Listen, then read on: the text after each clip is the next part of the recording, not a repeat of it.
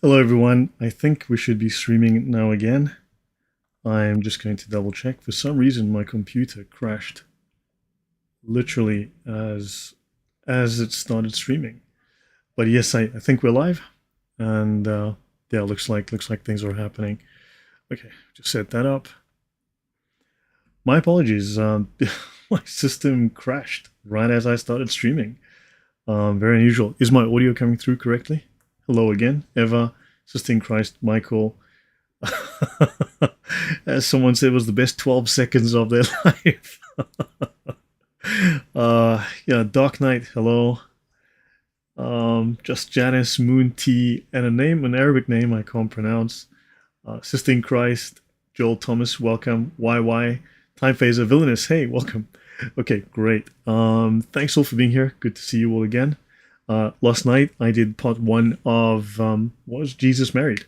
Part two should be very interesting. It starts to get kind of ridiculous as you get towards the end, and you realize how much fiction is actually involved, and how this eventually, yeah, lent its weight to this idea. And then also, I will talk briefly about the Jesus seminar or the Gee Whiz seminar, or yeah, a bunch of very confused scholars who seem to have a liking for fiction. So yeah, PJ, welcome. Janet Lynn, Ben Yosef, welcome. And okay, let's get started. Let me just jump back in here into Darwin. This is where I ended last week. Right, we were discussing Carl Pagan and the birth of Carl Paganism, and I mentioned this materialistic Gnosticism, which is kind of what atheism seems to lend itself to. Okay, but let's start on the last slide that I finished on, and we'll just move forward with Darwinism. Arnold Nathaniel, welcome. Good to see you. Okay, so the inspiration for Lucretius's poem. Now, Lucretius is a pagan Greek or Roman scholar, that philosopher that atheists like to turn to, right, as a source of authority for them.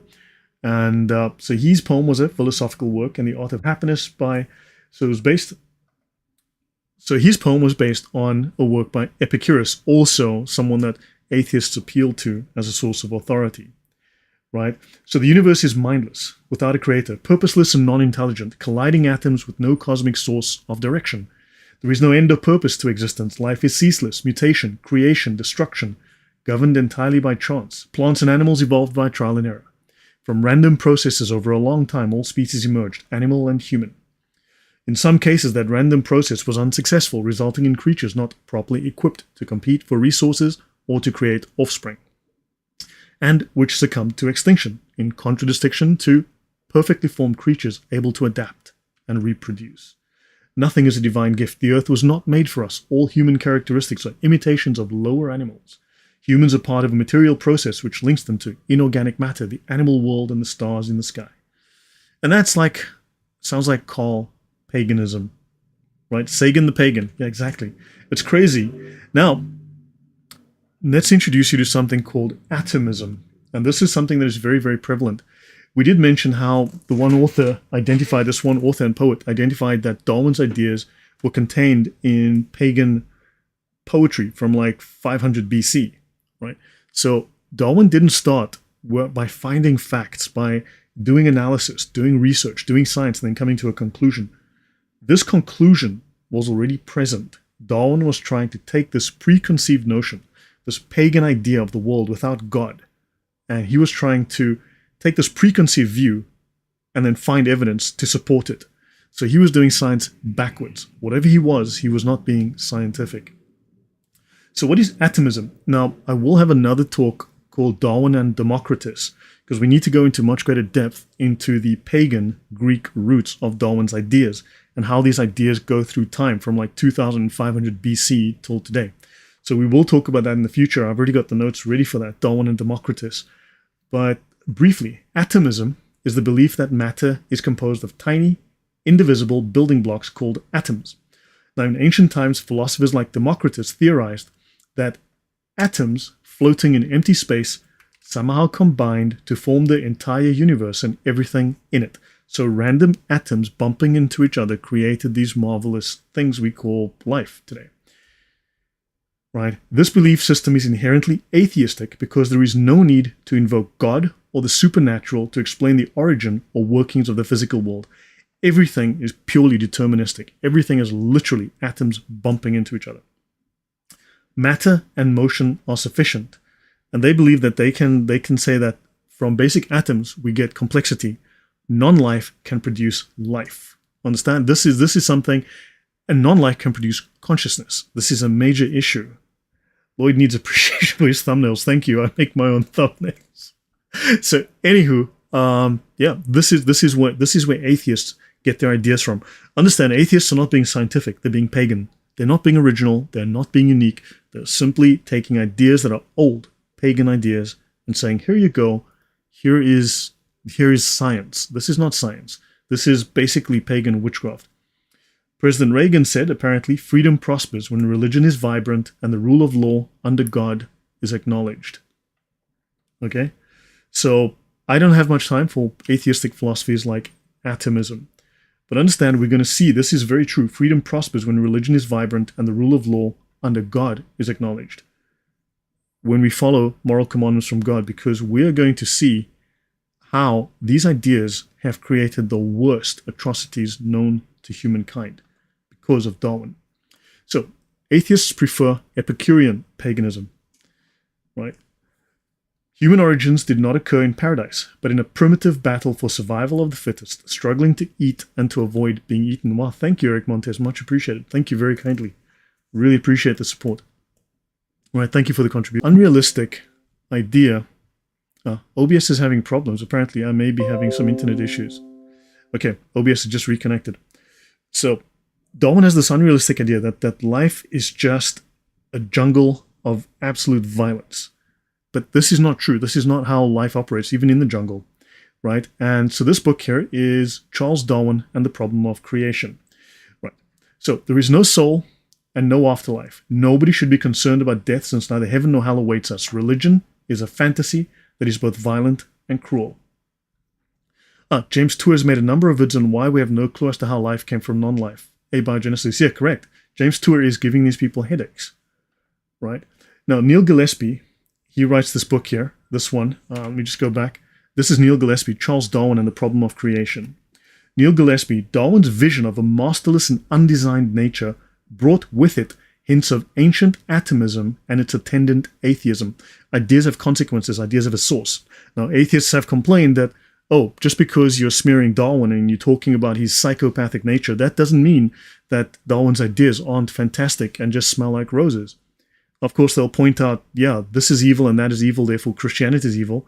But if Darwin's an evil psychopathic maniac who wanted war and death, then their ideas are just awesome, all right? And of course, why don't they boast about the fact that Darwin used to love killing animals? Those little finches, apparently, when you read about the finches that Darwin speaks of, the beaks and so on, apparently he had hundreds, dozens, if not hundreds of these finches scattered in baskets, just thrown into baskets randomly because he liked killing them, it seems. He wasn't sorting them to try to discover something scientific about them. He seems to just like killing the birds. Okay, now, the reason there is so much theology in the origin is that theological issues were still live ones for Darwin, and more important, that special creation was a living and powerful idea amongst his professional colleagues. The idea of theistic evolution was a real idea at the time, and in fact, it was the mainstream idea. And this is very much, again, based on Thomas Aquinas' 5 ways, which was one of Thomas Aquinas' proof for the existence of God. So Darwin had to take a shot at Aquinas, and one that required Darwin to attack it with whatever weapons would be effective, including ridicule. Ridicule's a very effective weapon, and we need to use it right back at these idiots. Rusty says, atheists, all life, including our nature, is violent and cruel, and we embrace it. Author atheists, we hate religion because we think it makes life violent and cruel. Exactly, Rusty. That is the hypocrisy and stupidity of atheists. Because theological issues were important for Darwin himself, he attacked on a theological as well as a scientific front. Now, do note that Darwin's work is really an act of theological creation for atheists. It's the replacement creation. It's kind of a theology. So a shift in imagination was required, and this Darwin endeavored to effect. He wanted to destroy the church. He wanted to destroy the idea of theistic evolution, of creation. He was very much against that idea. Okay, let me just... Right.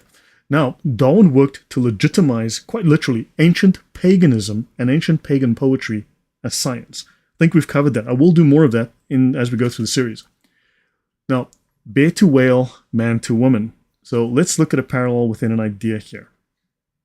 Just so you know, this is a reference that Darwin was the guy who came up with the idea that one animal can change into another. There's basically no evidence for that, but Darwin had the idea, and he felt that because bears swim with their mouths open, and whales swim with their mouths open, that bears could turn into whales. That there's some kind of parallel there, which is just okay. Whatever. Thanks, Darwin. So Darwin said, okay, he wrote in the first edition of The Origin of Species on North American black bears, swimming for hours with widely open mouth, thus catching, like a whale, insects in the water. Even in so extreme a case as this, if the supply of insects were constant, and if better adapted competitors did not already exist in the country, I can see no difficulty in a race of bears being rendered by natural selection more and more aquatic in their structure and habits, with larger and larger mouths, till a creature was produced as monstrous as a whale. Yeah, and if I keep watching television on my phone, right, and I start wishing and looking at it as if it were, like a real movie screen, pretty soon this will turn into an IMAX screen. If I just use it like that and just keep showing bigger and bigger resolution movies. If I start on 144p with YouTube and then move up to 4K, my phone will adapt and grow. Yeah, sure. Thanks, Darwin. So he was ridiculed for his musings on a future insect-eating cetacean bear. Darwin altered that passage in the second edition of The Origin of Species, and he later removed it. You need that phone. Yeah, I need that phone too. In a letter to the Irish algae specialist William Henry Davy, Darwin complained how the bear case has been well laughed at and disingenuously distorted by some into my saying that a bear could be converted into a whale. Technically, I think he kind of did say that. Right? Yeah, we don't have the jicama, Michael. We don't have the jicama. Darwin had the jicama. Still, Darwin insisted that there is no special difficulty in a bear's mouth being enlarged to any degree useful to its changing habits.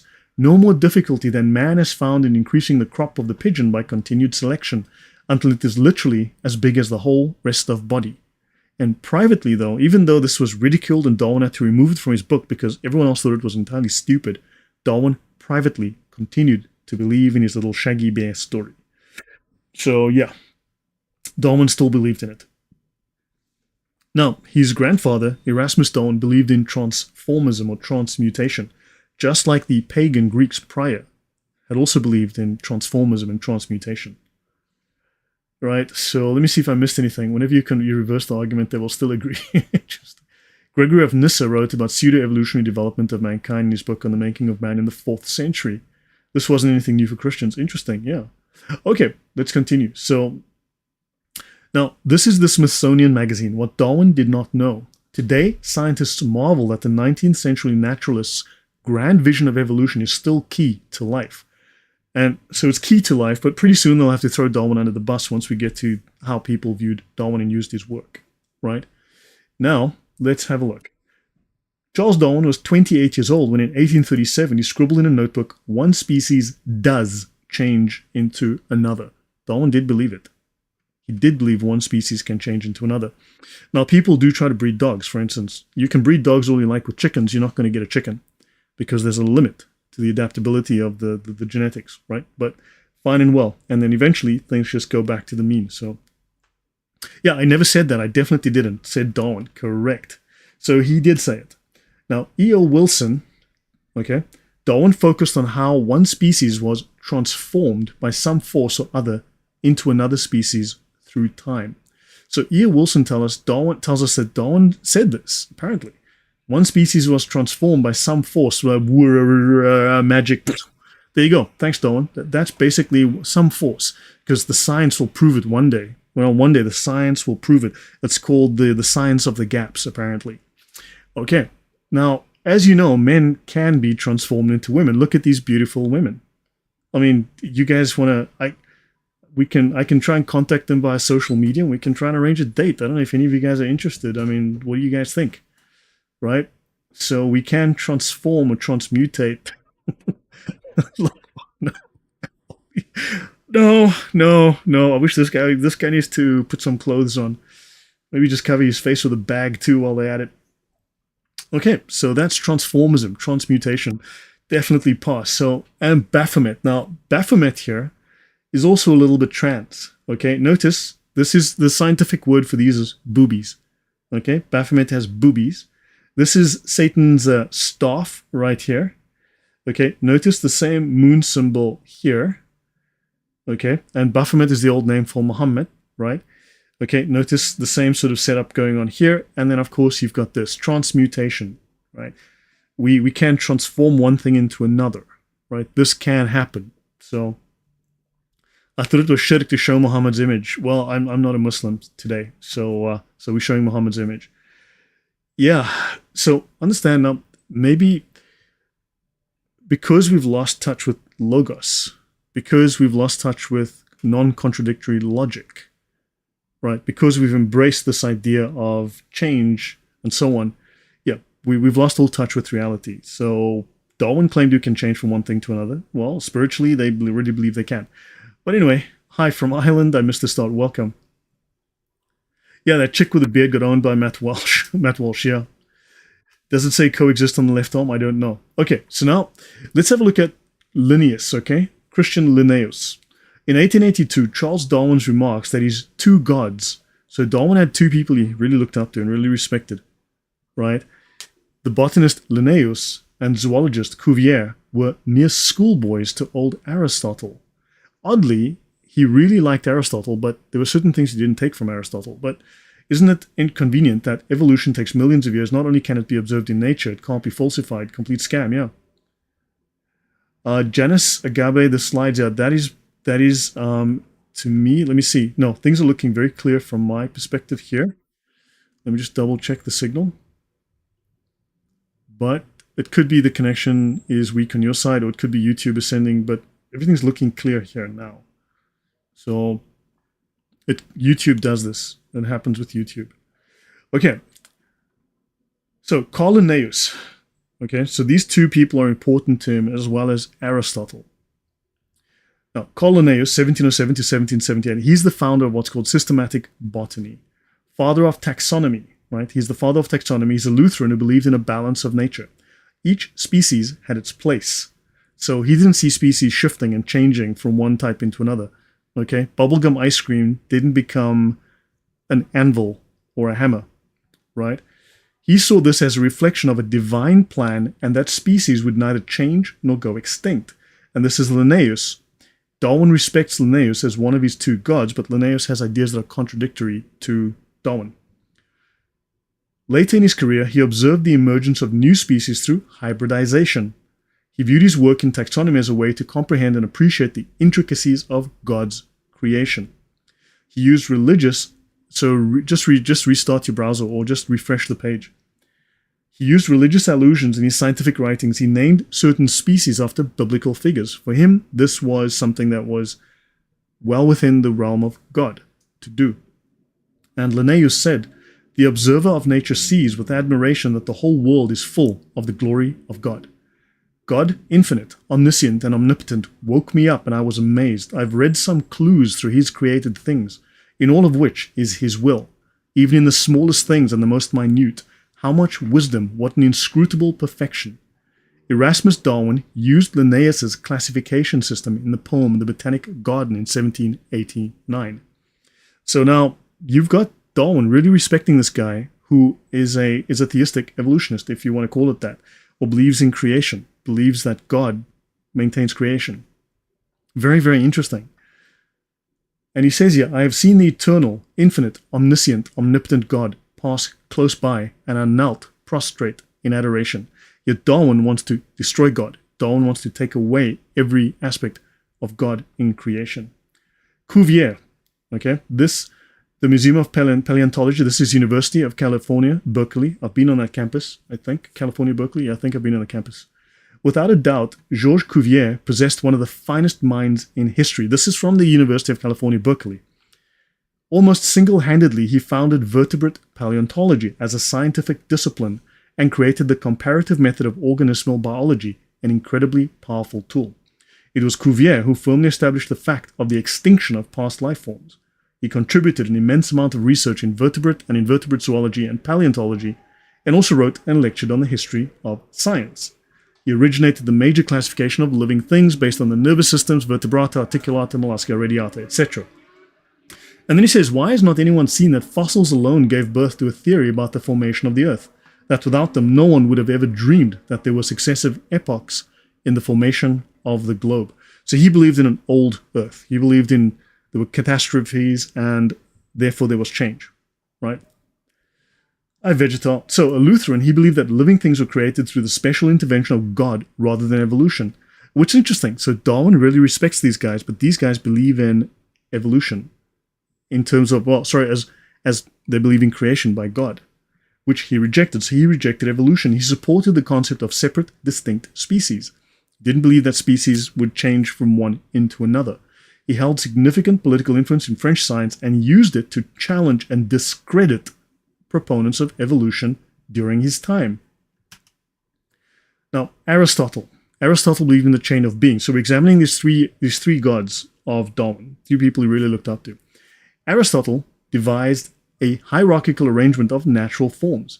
He termed the scala naturae, or chain of being. He examined the natural world for evidence of a divine order. So that's odd. Another person that Darwin really respected believed there was a divine order in the world. Species were arranged in a linear fashion along a scale: God, man, mammals, egg-laying animals, insects, plants, and non-living matter. Aristotle's ideas form the basis for the Western belief in a fixity of species, each of which has a typical form. Let me see what Stephen Young says. I think that a lot of evolutionary ideas came from alchemical concept of the homunculus or the manufactured human being through the right chemical combination. Very possibly, but these ideas came along long before alchemy was a thing. I mean, these were ideas that the Greeks had proposed 2,500 years ago. The scala naturae included the spiritual realm of angels and demons, which Darwin didn't respect at all. He didn't believe in any of that. So Villeneuve says these two guys clearly want to use observation to see what God is doing rather than avoiding God attribution. And yes, and Darwin had exactly the opposite intention. This was Darwin's stated intention. Aristotle's hierarchical arrangement of natural forms had significant influence on medieval Christian theology. The chain of being was incorporated into Christian teachings, each level of the hierarchy reflecting God's divine plan and the moral order of the universe. So don't forget, Darwin also destroyed the moral order of the universe. There was no moral order. There was only might makes right. That's what he left us with. This belief in a fixed and hierarchical natural order persisted for centuries, shaping various aspects of Western culture and philosophy. And Darwinism being the toxic idea that it is, it dissolved this, it erased this, it took this away. By Darwin's own logic, what Hitler did was completely logical, completely consistent, and totally correct. Yet Darwin discarded the supernatural. All that remained was the material universe. Authority was given to Darwinian science as the only true source of knowledge. Morality was reduced to just one law: the survival of the fittest. Do to others before they do unto you. Very simple. Yeah, what's interesting, Aristotle, Cuvier, and Linnaeus, Darwin's Trinity, and they all affirmed divinity and didn't believe in evolution. Yeah, isn't that odd? And yet Darwin, these are Darwin's little Trinity. Very, very interesting. Right.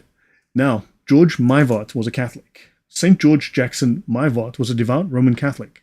He was known for his work in the field of evolutionary biology and his criticism of Charles Darwin's theory of natural selection. He disagreed with some aspects of Darwin's ideas, and he argued for the existence of an inherent purpose or design in nature. That's exactly what we got from Aquinas.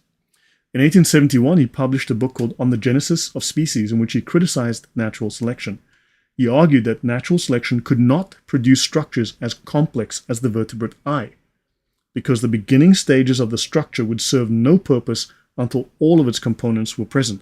I believe today we call this irreducible complexity. You can't take one, you need a certain level of complexity to begin with, and all of these parts have to be present at the same time, functional at the same time. So there's a limited amount that you can reduce something to. And after that, it's just broken. It needs to be this limited, irreducible complexity. Yes, so Stephen Young makes a very good point. I think the most impressive thing that evolution has ever done is turn T-Rexes into chickens because a big rock fell out of the sky. Exactly. It's magic. It's magic. Darwin's genes were extremely defective, not exactly the fittest. No, exactly. So Asa Gray, right? Gray was a devout Christian and believed in the compatibility of science and religion. He saw the study of nature as a way to understand and appreciate God's work. And then we have Charles Lyell. Lyell was raised in a Christian family, but later became more skeptical of organized religion. He believed in a form of deism, which posits a creator but rejects specific religious doctrine. So Darwin on incest and conscience. So now we've got a few players in the field. All of these people knew Darwin. Darwin knew them. Darwin knew their work. Darwin used their work. Darwin communicated with them. So let's talk about Darwin. Darwin on incest and conscience. We may therefore reject the belief lately insisted on by some writers that the abhorrence of incest is due to our possessing a special God-implanted conscience. Thanks, Mr. Darwin. So we don't reject incest because of our conscience given to us by God. He says, how so many strange superstitions have arisen throughout the world we know not, nor can we tell how some real and great crimes, such as incest, have come to be held in an abhorrence, which is not, however, universal. He says, hey, some cultures don't view incest as abhorrent. They're okay with it. So have come to be held in abhorrence by the lowest savages. It is even doubtful whether in some tribes incest would be looked on with greater horror than would the marriage of a man with a woman bearing the same name, though not a relation. So he says here, hold on. They would be okay with incest, but if a man married a woman with the same name, that could be a problem, right? To violate this law is a crime, which the Australians hold in the greatest abhorrence. In this, agreeing exactly with certain tribes of North America, when the question is put in either district, is it worse to kill a girl of a foreign tribe or to marry a girl of one's own? An answer just opposite to ours would be given without hesitation. So in other words, he's saying, it's okay to kill a girl of a foreign tribe, but you can't marry a girl in your own tribe. You've got to marry someone from outside. So murder is okay, just don't marry inside. And he's like, but they would give, so these are, I don't know, he's just got some very weird morality going on. I mean, he's just got some really odd morality going on here. So Darwin goes and destroys morality. Now, in Darwinian evolution, understand there is no morality. So in other words, morality is selective. It depends on what helps your tribe survive. If you think it's okay to kill people or whatever, then that's fine. If it helps your tribe survive, that's all that matters. Because there is no God-given morality. I hope that kind of comes clear. But Darwin had some very, very confused morality. And this would have infused itself into his ideas. Ideas have consequences. Right. In Darwinian evolution, there is no morality. There are moralities, multiple. The only criterion of judgment is success in the struggle to survive. Human moralities are the result of natural selection, defined by what qualities or traits have best enabled a particular population of human beings under particular circumstances to survive against other populations. In other words, a subjective morality. Therefore, what you have is Darwin was a subjective moralist. What basically, again, might makes right. Understand, this leads to evil. I think Weikart quoted Darwin on his morality and he said, what do you think? Do what you think is good or pleasurable to you, if I remember. Yeah, something like that. Just like what queer theory proposes, but that's also what the Marquis de Sade proposed. That's exactly what some of the antinomian atheist pagans in Greece proposed. So, right. There are no right. Yeah, also check that you're not on 144p or something. Just reset your resolution. There are no right or wrong among moralities. They are good and bad, but not good and evil. Good means only whatever contributes to the survival of a particular people. It may mean increased sympathy towards their own tribe, race, or nation, but also increased savagery towards competing races, tribes, and nations. Harry Johnson says Darwin was insane. Yeah, do you understand? His morality is messed up. He doesn't take a position saying that incest is bad or that murder is bad. He says, well, I mean, look, it depends on the tribe. right? So sleeping with a 3-year-old is okay here, but it's wrong over there. But do you understand? This is what Darwinism has led to. This is, and atheists revere this man like a god, right? Rusty says if there was a situation where rejecting Darwinism led to the survival of the tribe, then according to Darwin, that would be the correct and moral thing. Yeah, until the situation changed. Yeah, there is no evil is something I would expect a person that smashes small animals with a hammer to say. Yes, Stephen Young, that's a very good point. And it may mean so it can also mean savagery. Okay, it could also mean the reverse, savagery among one's own tribe, race, and nation. So it could also mean betraying your own, killing your own. Understand that there is no, whatever helps you survive, whatever helps survival, if you've got to kill some of your own, and this is what, if you go back into the Aborigines of Australia, they used to kill some of their own people because they didn't have proper farming techniques. So when in lean times, they might actually face death because they didn't have enough food, so they would kill some of their own younger ones. So they would simply say, well, it helps the rest survive, so you need to die. And this is what, if you look at Margaret Sanger, she's saying, well, for the rest of us to survive, we need to kill the babies. And that's it. This is Darwinian reasoning. This is atheism. It's evil. Thank you very much, Matthew Velasquez. I really appreciate the contribution. Thank you. And then, so if it contributes to the greater overall survival, it is good. It might mean the abolition of slavery or instituting slavery. It can lead to vegetarianism, or it means that you're a cannibal. If cannibalism helps you survive, it's good. There's no good and bad. There's no evil. Only what helps you survive is good. This is Darwin's logic. This is why Darwinism launched the eugenics movement. He said his father was a Freemason. Yeah, I covered that already last week. Likely his father taught him or abused him through molestation. It's not far off to believe he was dysregulated. Yep, yeah, there's a fair, who knows, yeah. They wrote an article last year in Newsweek, I believe, the case for killing Granny based on the same idea. Correct. You understand? These people are Darwinists. They're atheists. They claim Christianity is evil. And then you turn around, you look at their own ideas, and their own ideas are disgusting. Natural selection as affecting civilized nations in The Descent of Man. This is Charles Darwin quoting from his book, Descent of Man. I've hitherto only considered the advancement of man from a semi-human condition to that of the modern savage. We civilized men. Okay, now Darwin quite bluntly states, white men, we European white men, we are the pinnacle of creation. We are the most civilized, okay? We are the favored race. And then you've got the disfavored races, those black guys from Africa. Yeah, and he states very bluntly that the favored races will exterminate the disfavored races. This is normal because this is the death brings good. He stated that as well. Death brings evolution. Death brings improvement. Death brings life. So this is a cult of death at the end of the day. It says, we civilized men do our utmost to check the process of elimination. We build asylums for the imbecile, the maimed and the sick. We institute poor laws, and when our medical men exert their utmost skill to save the life of everyone to the last moment. There is reason to believe that vaccination has preserved thousands who, from a weak constitution, would have succumbed to smallpox. Thus the weak members of civilized societies propagate their kind. No one who has attended to the breeding of domestic animals will doubt that this is highly injurious to the race of man. So preserving the weak destroys and undermines the race of man. We are carrying through weakness. We are carrying through the infirm. We need to purge our race of the weak, of the infirm. Yes, Romulus, this is exactly what the Nazis thought, and that's exactly what the Nazis did. So they weren't misquoting Darwin. They weren't misinterpreting Darwin. They were applying Darwin to the letter. And he says it leads to the degeneration of a domestic race, but excepting in the case of man himself, hardly anyone is so ignorant as to allow his worst animals to breed. So Darwin is complaining here that man is allowing his worst animals to breed. Did Darwin kill his own children due to their weakness? Well, that's a question, isn't it? And Darwin had very ill health. Darwin was mentally and physically infirm. The guy he had some serious issues. Darwin was not a healthy man. Darwin caused World War II. Darwin also caused World War I and the first genocide of the 19th century. Well, we'll look into all of that. So this is Darwin.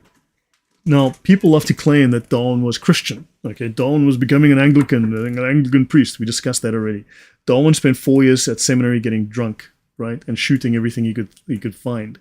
This is the letter itself here. Okay, that's the letter in his own handwriting. And this is I'm going to read it from Darwin, Letter Reveals. I do not believe in the Bible. So Darwin's letter is a reply to a young barrister named Francis McDermott, who wrote on November 23, 1880, with a very unusual request. If I am to have pleasure in reading your books, I must feel that at the end I shall not have lost my faith in the New Testament. My reason in writing is therefore to ask you to give me a yes or no. Do you believe in the New Testament? Hi, Rose. Yeah, and Arika Wall. Yeah, delusion. Yeah, a hypocrite of the highest order. Yes, Joel. And he says, do you believe in the New Testament? And he says he wouldn't publish the answer.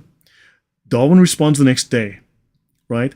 He was to the point and left no doubt about his beliefs. He said, dear sir, I am sorry to have to inform you that I do not believe in the Bible, right? I do not believe in the Bible as a divine revelation, and therefore not in Jesus Christ as the Son of God, yours faithfully. Now, it's really odd. Now, I have multiple of these quotes, which I'm going to intersperse through this presentation. I won't do them all at once. But Darwin has stated he lost his faith. He became an atheist. His wife said he's not going to go to heaven with her. And his cousin that he was sleeping with, told him as well, said the same thing. So there's been multiple of these quotes by Darwin where he's not a Christian. He was anti-Christian. McDermott promised not to publish it and kept his word. The letter was unknown for 100 years. And Darwin says here, Darwin wrote to the prominent atheist Edward Aveling. Now, Edward Aveling, if I recall, was having some relationship with Darwin's daughter, and Aveling is the cousin of Karl Marx or something like that. I'll get to it in the end. It has been always my object to avoid writing on religion, and I have confined myself to science. So Darwin avoided writing about it because at the time, with the social structure of the day, he didn't want to upset people by attacking or having them feel as if their religion was being attacked. So, now the Wiley Online Library, Centaurus, an international journal of the history of science and its cultural aspects. The Annie hypothesis. Did the death of his daughter cause Darwin to give up Christianity? Common question, oddly enough. Okay? And I've made a wrong mistake here with the slides. Geez, let me fix that. Good grief. I was supposed to have made this disappear. And boom. Okay, let's do that again. Right. So Darwin says, in my most extreme fluctuation, this is a new slide, obviously. I haven't formatted the slide properly, so I can see it's a new slide. In my most extreme fluctuation, I've never been an atheist in the sense of denying the existence of God. I think that generally and more as I grow older, but not always, an agnostic would be the most correct description of my state of mind. Now, he says this publicly, but privately he's admitted he's an atheist. He rejects God. Right? So Darwin is not stating, well, I don't know. Darwin is stating, no, there is no God. His whole science says, his whole philosophy says there is no God. He's flat out rejected God multiple times. He's rejected the Bible. He's rejected Jesus. So he's simply trying to be nice to people. But we'll see.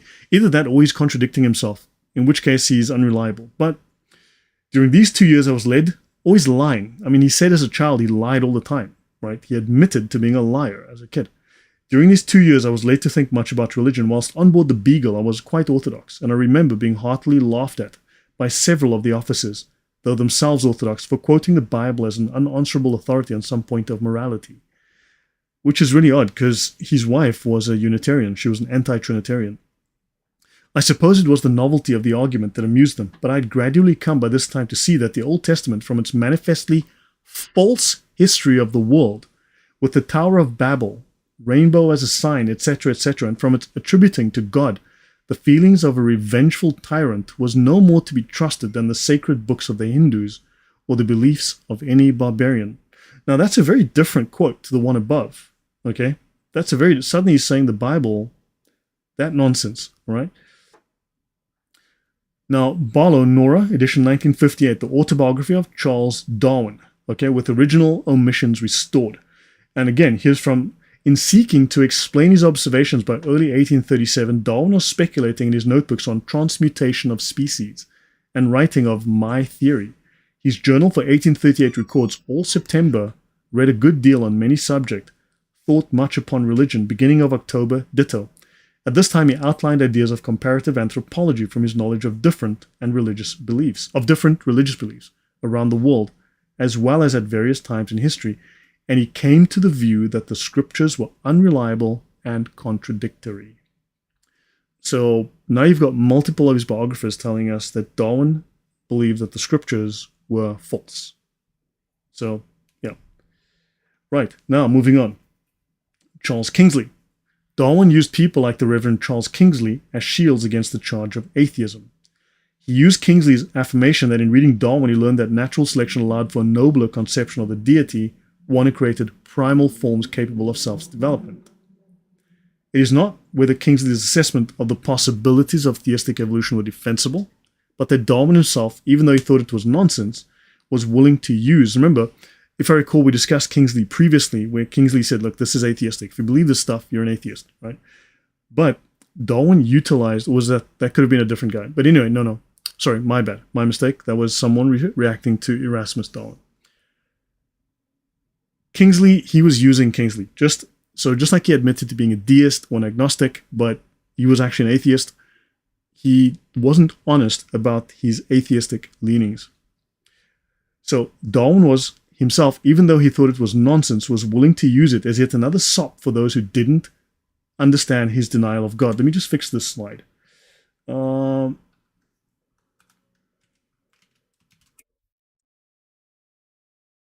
In the words of Darwin biographer Janet Brown, nothing could have been further from Darwin's intention than Kingsley's theistic spin.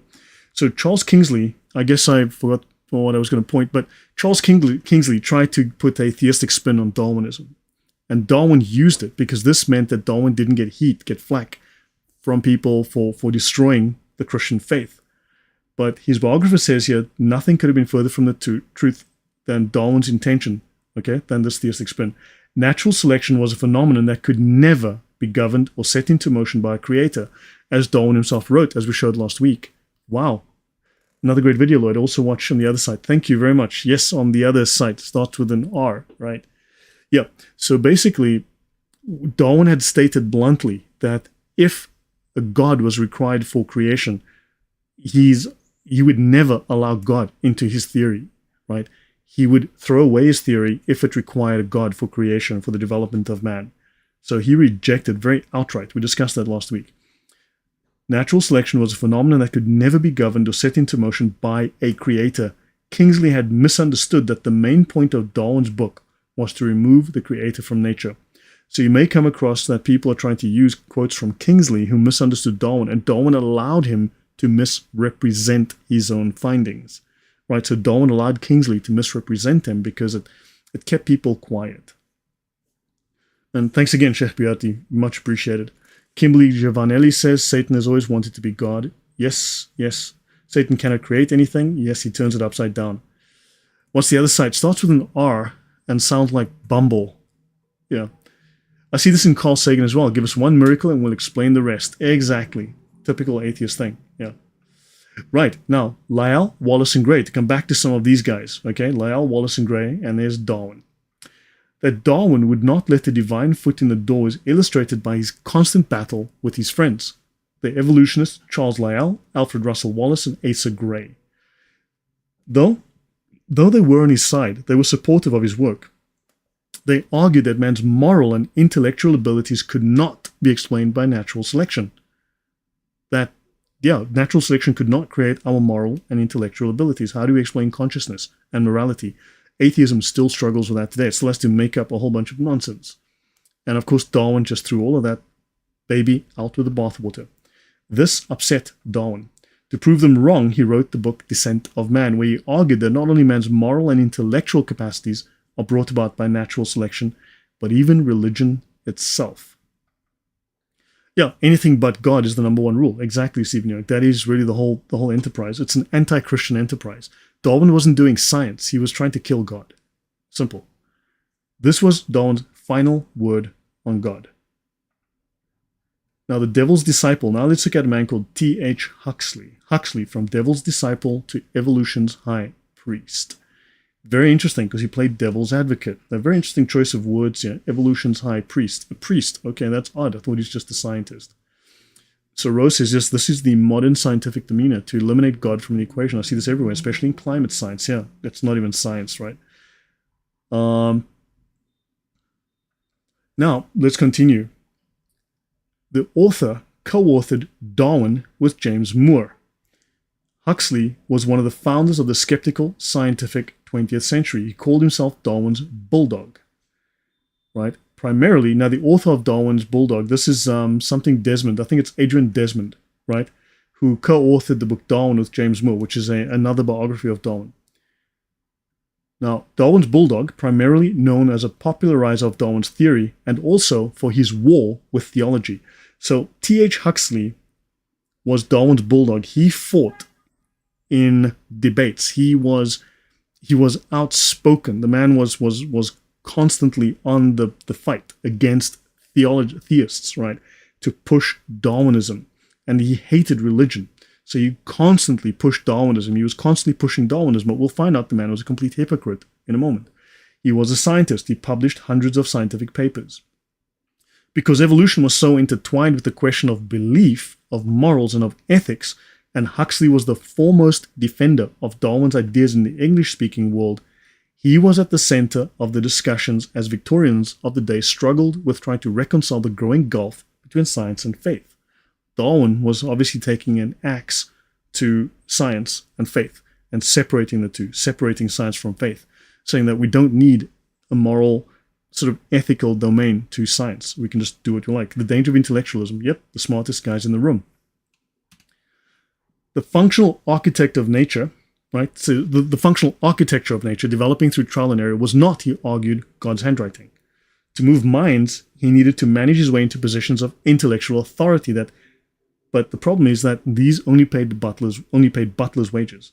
Yet his evolutionary evangelism contradicted biblical dogma, so he was fighting against the Bible. And Darwin, who was reclusive because Darwin was sickly, and also Darwin couldn't deal with the stress of him upsetting so many people with his anti-theistic view, right? He was upsetting a lot of people going against the grain. So the sickly, reclusive Darwin let the feisty but lower-class Huxley battle what he derided as theology and parsondom. So Darwin didn't speak well of religion, which he saw as irreconcilable enemies of science.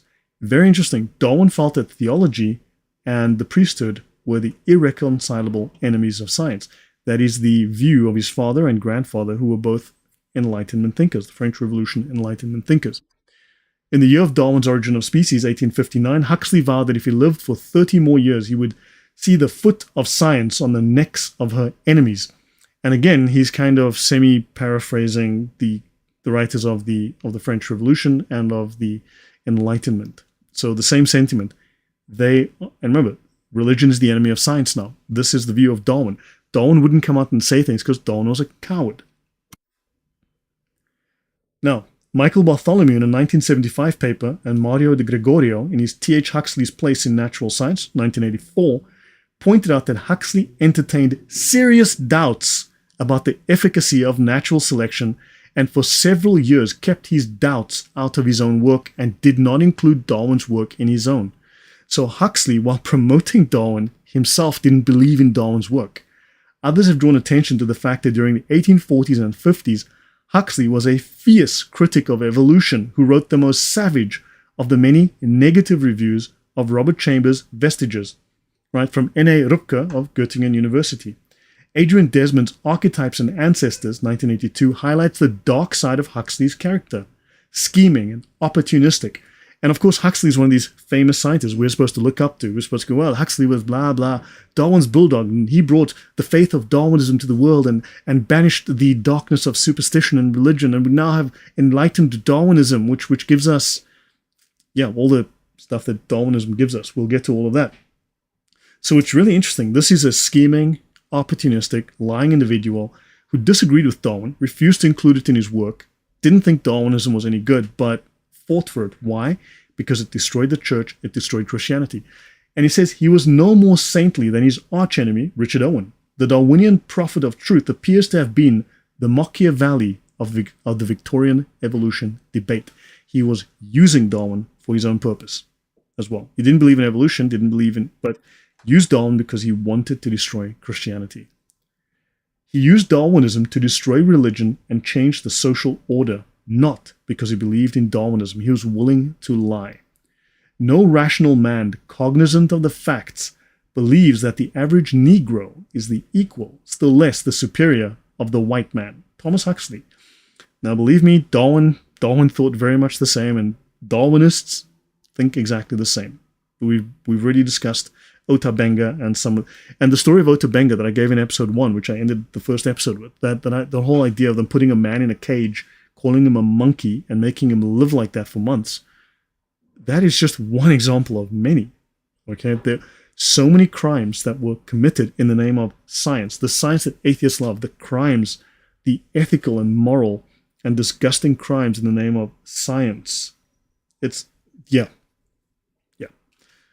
Huxley created the word agnostic. So this guy invents the word agnostic. Isn't that fascinating?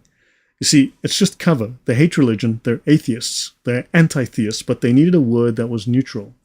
So I'm an agnostic, I'm a deist. It's just a way to avoid responsibility. Aniela, welcome. Willing to lie to support the religion. Sounds familiar. Yes, Villainous, he was willing to lie to support his religion. Isn't that odd? Wonder where we've heard that before. James Alexander, every societal ill has been promulgated to destroy the Holy Mother Church. And yes. Stephen Young, I have no idea what perennialism is, to be honest. Takia, exactly, Joel. Right.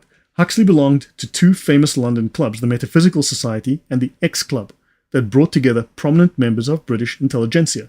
He felt he did not belong because most of his colleagues in the Metaphysical Society were ists of one sort or another. I, the man without a rag of a label to cover himself with, could not fail to have uneasy feelings. Apparently, poor guy, right? Welcome, Anela. Thank you for being here. And we have Cesar Gonzalez. I know my comment has nothing to do with the current subject, but when you have a chance, do you think you could do a show on the Knights Templar? Man, when I have time to get around to it. I have spoken about them at length in other shows. They, look, good guys gone bad, right? Simple. Of course, the Vatican has published a lengthy, I think it's like a 2,000 page or 5,000 page book on the Inquisition into the Templars, and you can buy it, I think, for 7,500 euros. So if you've got like $8,500 lying around, you can buy a copy of it, and you can study it, and you can learn a bit more about what the Catholic Church has to say about the Templars at the end. So I don't have that kind of money lying around. So The Perennial Philosophy was a book by Aldous Huxley, I think, the wrong guy. Perennialism is the idea that all religions point to the same thing. Aha, yeah. No, the Huxley family is full of nonsense. Yeah, full of poop. Right. So, I took thought and invented what I conceived to be the appropriate title of agnostic. See, so this Huxley guy, being a complete liar and self-aggrandizing philosopher who just did something for his own benefit, invented the word agnostic. It came into my head as suggestively antithetic to the Gnostic of church history, who professed to know so much about the very things of which I was ignorant, and I took the earliest opportunity of parading it at our society to show that I too had a tail like the other foxes. Science and the Christian Tradition, 1889, page 239. Huxley coined the word agnostic in 1869. Journal entries and correspondence indicate he had been thinking along such lines since the 1840s. Now, here's the thing, the man's a hypocrite. Clearly he's not agnostic. He hated religion. He was willing to do anything to destroy religion, but he didn't want to carry the label of anti-Christian. He didn't want to carry the label of being anti-theistic. But he was, very much. Religion belonged to the realm of feeling, while theology, which is dogma, like science, belonged to the realm of the intellect. All the subjects of our thoughts may be classified under one of two heads, as either within the province of the intellect, something that can be put into propositions and affirmed or denied, or as within the province of feeling, called the aesthetic side of our nature, and which can neither be proved nor disproved, but only felt, he writes in Science and Education. So religion, he says here, occupies a separate domain from science. But what if logical thinking leads you to conclude that there is a theological aspect to life, that there is a God? What if logic takes you there? He's divorcing the two. So when you come to a theistic conclusion within your rational thinking, then where do you go? Do you become a Satanist? Do you become an agnostic? Do you become a paganist? What do you do? Right? So he made this false dichotomy, this false choice. But theology made empirical claims about the nature of the world, just as science did. Therefore, theological claims must be subject to the same standards of proof as scientific ones. The problem is that they are different domains, in the sense that the one is physical, the one is metaphysical. So he's making a false dichotomy, but he's separating them in the wrong way. How can you apply a test tube to a metaphysical claim? Logic is itself metaphysical. Numbers are metaphysical concepts. How do you apply that? So science itself cannot even prove that should reject numbers. It must reject logic. He was far more interested in attacking the dogma rather than developing the feeling, according to Barton. To him, science was at war with theology. Huxley asserted, now this is not an agnostic. An agnostic, well, I don't know. But he was at war. The man was an outright anti-theistic atheist, right? He hated religion, so he's not an agnostic, he's a liar. To him, science was at war with theology. He associated theology with unquestioned authority, a virtue under the alias of faith, but totally contrary to the practice of the scientific method. Well, science has proven, for instance, that cigarettes improve your blood pressure, raise your heart rate, and are just like having exercise, right? That was tobacco science, literally back in the day. Science has proven that men can be pregnant. Science has proven a lot of things that, turned out not to be so good. But science is true. And of course, so Julian Huxley, grandson of T. Huxley, grandson of Thomas Huxley, so Julian was probably the leading evolutionist of the 20th century. He became the first Director General of UNESCO, later selected as keynote speaker at the famous Darwin Centennial at the University of Chicago in 1959. He was the first head of the biology department at Rice University. And Julian Huxley had significant mental problems. Kenneth Waters sets out a clear chronology of Huxley's life from his birth to an abortive engagement that landed him in a sanatorium. Cuckoo! Huxley had 2 sons and a second nervous breakdown. This one caused apparently by his feelings of inadequacy as a teacher. A third nervous breakdown did not keep him from becoming the first Director General of UNESCO. He had 3 more nervous breakdowns. Huxley was an outspoken atheist, a humanist, a racist, as well as a strong political leftist. Of course, the Pope is bad, therefore Christianity is bad. These guys they just walk on water, as you can tell. None of them are bat poop insane. And we're supposed to look up to these people as, well, these guys are scientists, as if your morality doesn't affect your decisions, as if a poisoned tree doesn't produce poisoned fruit. Thomas Malthus, Malthusianism. In October 1838, 15 months after I'd begun my systematic inquiry, I happened to read for amusement Malthus on population, and being well prepared to appreciate the struggle for existence which everywhere goes on from long continued observation. Notice he's talking about the struggle for existence. Animals don't... which goes on from long continued observation of the habits of animals and plants. It had once struck me that under these circumstances, favorable variations would tend to be preserved, and unfavorable ones would be destroyed. The result of this would be the formation of a new species. Hold on, not quite a new species, that's an adaptation. But here then, I had at last got a theory by which to work. But I was so anxious to avoid prejudice that I determined not for some time to write even the briefest sketch of it. In June 1842, I first allowed myself the satisfaction of writing a very brief abstract of my theory in pencil. So Darwin had based his ideas on Malthusianism, on Malthus, Thomas Malthus. We spoke about Malthus in the very first episode. Malthus believed that population would grow indefinitely, resources would grow much slower, and then you'd have a population crisis. We'd have too many people, too little food, and millions would die. And he's been wrong ever since. All the Malthusians have always been wrong. But yet Darwin's ideas are Malthusian, so it's based on this particular fiction. So understand, Darwin's ideas are based on paganism.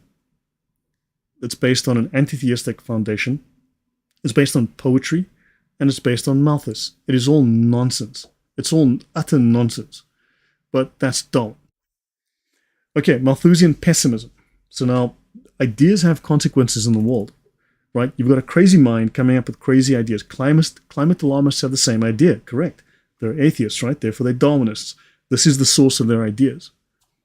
Right, 3 kittens, only 1 survived. He's a tiger now. Vegetal. Yes, 3 kittens, 1 survived. He's a tiger now. Yeah. You've preserved the strongest one. Correct. They lost all sense of reality, reading, writing, living in a theory that can destroy all compassion, I guess, when you deduct human beings to a studied species separate from life itself. Yes. Yes, Rachel. Yes, definitely. Simon said, I always believed Islam will be the religion of the Antichrist and Gnostic connection, and Muhammad, Baphomet. And it also is the religion that beheads people. Atheism also beheaded people. French Revolution, the guillotine, they invented one to do industrial beheading. Don't forget. So yeah, Cesar Gonzalez, you're very welcome. Thank you. Let me see. Malthus takes after the intellectual ability of his ancestors, bacteria. Yeah, yeah. Okay, Malthusian theory of population has been criticized for several reasons. So Charles Darwin heavily took after Malthus. Malthus is just wrong, right? Like Marx, Malthus' predictions about population growth and resource scarcity could have not played out as he anticipated, just like Marx's ideas have been completely wrong, but everyone has to try later. Catch up later. Sure, Basil get. Malthus argued that population growth would exceed the capacity of resources, and you'd have poverty, famine, and other problems, and he's been wrong. Technological advancement and improvements in agriculture has allowed societies to grow far beyond what people thought was sustainable. Malthus did not consider the potential for innovation and human ingenuity. Mind. He didn't think about that. Additionally, Malthus has been accused of being pessimistic, which atheism is nihilistic. That's how it is. It's a death cult, but it's also nihilistic. Failing to account for factors like social and economic development, education, political policies that can change things, and so on. His theory neglects the potential for social and technological progress to go against all of these negative consequences. And Malthus' doctrine has been used to justify harmful policies and social attitudes. And he emphasized limiting population using population control and also limiting assistance to the poor. So, yeah, understand these have all been misused and abused for political reasons. So I'll finish here. I think I'll do one more slide.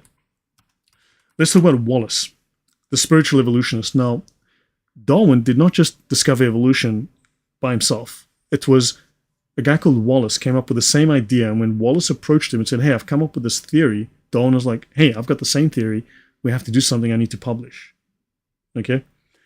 The Darwin-Wallace theory of evolution was published under the joint authorship of Darwin and Alfred Russel Wallace, except Russel Wallace was spiritual. Wasn't Christian, definitely not, but he was very much into the spirit world and occultic and all that kind of stuff.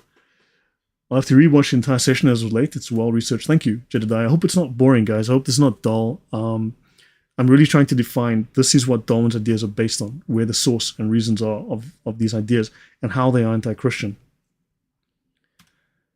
So, to Wallace, natural selection could not account for humanity's greatest gifts. Now, here's the partner that developed the same idea as Darwin, came up with the same idea of evolution, but he's saying this is theistic, and Darwin is saying no. Now, who's right? Because they both have the same theory. Who's right? They've got completely opposite, contradictory concepts of the world. Who's right? So he says here, natural selection could not account for humanity's greatest gifts, the artistic, musical, and mathematical talent that are the products of the eternal soul. Development of the human spirit, according to Wallace, was the reason for the universe. The universe was designed to develop man till he could develop beautiful things. So they hate God because they want to be God, Marcy Lynn says. Obviously, Darwin wins out. Yeah, maybe not in the end, villainous. Maybe not in the end. So Darwin was disappointed when Wallace published his views on the supernatural in 1869, and he wrote to Wallace saying, I differ grievously from you.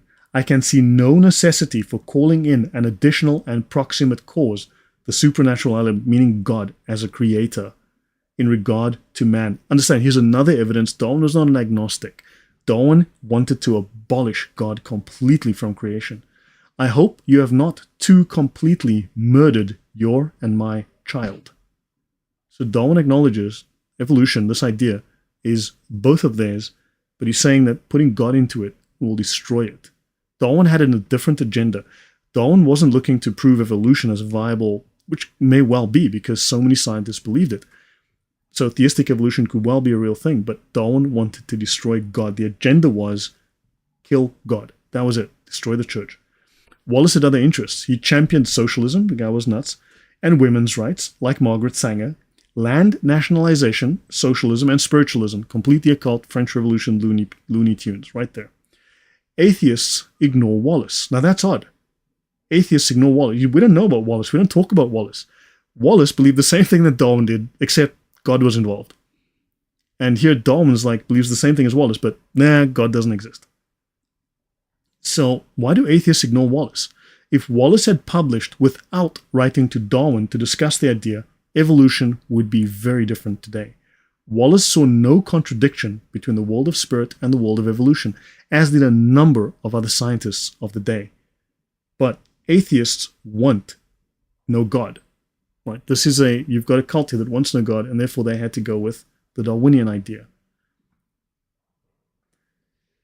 Wallace was a leader of the revival of spiritualism in England. He defended the pagan belief that people could communicate with spirit beings. Ooh, okay, whatever, I mean, sure. Wallace's discovery of natural selection was very strange. During a 2-hour fit, the method of species modification became clear to him. Who knows? He could have been on drugs. We don't know. Okay, might well have been. Something happened. He had a fever. Okay, maybe he was on drugs. Who knows? Right. So the method of species modification became clear to him, after which he thought out the main points of the theory. With no scientific education or much contact with scientists, he invented the entire evolutionary scenario in 2 hours. Darwin had sat on this thing for 20 years.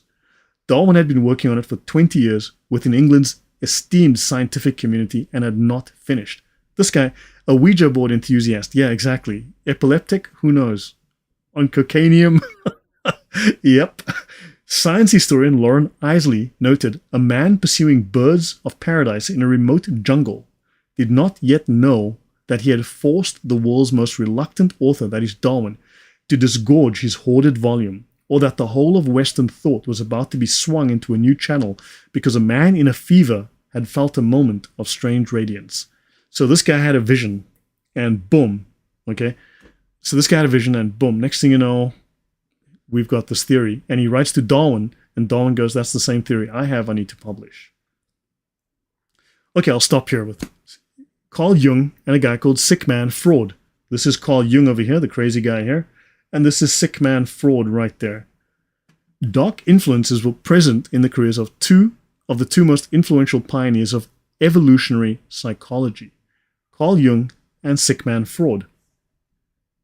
The 100th name in Islam is your God if you want to become... the 100th name in... No, that's you. The 100th name of Allah is secret. That's Allah's secret name. But it seems to be that the secret name of Allah is you. You are Allah. You are God. That seems to be the secret name of Allah. Right. So now you've got a crazy Darwin. You've got Karl Marx, who was not well. I mean, geez, these people, the list, how nuts these people were. It's like you like, good grief, they're crazy. Okay. Jung lived until 61, was an arrogant, belligerent, and intensely selfish man who destroyed several people's lives in pursuing his selfish ambitions. Jung's ideas were heavily influenced by popular German folkish cults, and he wrote about Gnosticism. He was a heavy Gnostic. Jung was a Gnostic. It is from discussions with Philemon that was Jung's spirit guide. So Jung had a spirit guide that spoke to him. He had a voice that spoke to him. That Jung received his most profound insights about the nature of the human psyche. Yeah, Jibril used to speak to Carl Jung. Right? Ah, that's interesting, Vegetal. He says Freud was invited to visit a friend and he could not go because he was afraid his patients would get well in his absence. Someone says a demon. Schizophrenic. Yeah, who knows? Not well. So understand, we are taking these insane nut jobs and we're supposed to go, yeah, these guys are the best minds the human world has ever produced, and we need to follow their ideas because they're crazy. Okay, why? Freud, who lived until 1939, he had unconscious hostility towards the Christian faith, which Witz, one of his biographers, details, was a consequence of a curious preoccupation with the devil, damnation, and the Antichrist. Witz even asks if Freud had made a Faustian pact with the devil, if Freud had sold his soul to the devil. So now, isn't it odd that we've got all these really sick... Okay, these people are into evolutionary psychology, right? Into evolution. So evolution, yeah, okay, well, throughout his life, Darwin was plagued by, in his own words, so this is Darwin, okay? Survival of the fittest, right? Vomiting, shivering, dying sensations, ringing in ears, as well as heart palpitations, blurred vision, and hysterical crying fits, and more. Apparently that's just like, as if that's not bad enough. Who of you has crying fits all day? Anyone? Yeah, not me, that's for sure. So, it's corrupted seed. Freemasonry runs the world and educational system. The one that became what was taught, yeah. Carl Jung believed there were 4 people in the Godhead. Carl Jung is obviously crazy. thanks to these guys, we got cuckoos running around forcing us to accept these cuckoos as normal. Exactly. These people are nuts. PMS, yeah. Darwin was very sick. No, Darwin was a very sick man. Trust me on that. His kids, his whole family. It just makes you wonder. I mean, really, you have to wonder. Okay? Philemon was simply a superior knowledge. Okay? Philemon was a superior knowledge, the gnosis, right? And he taught me psychological objectivity. So yeah, I got an imaginary friend who's teaching me psychological objectivity. And the actuality of the soul, he formulated and expressed everything which I had never thought. Philemon represented a force which was not myself. In my fantasies, I held conversations with him, and he said things which I had not consciously thought, for I observed clearly that it was he who spoke, and not I. Jibril.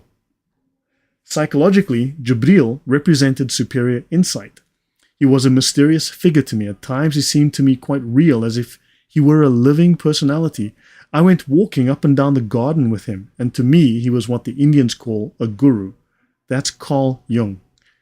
If that's not bat poop insane, I don't know what is. I personally don't have a lot of conversations with my... Yeah. So I'll stop here, guys. I'll pause here for the night. We're about halfway through the slides. So I'll pause here. I don't know. What do you think of this? What do you make of this? Yeah. So that is Carl Jung. That's what we're left with.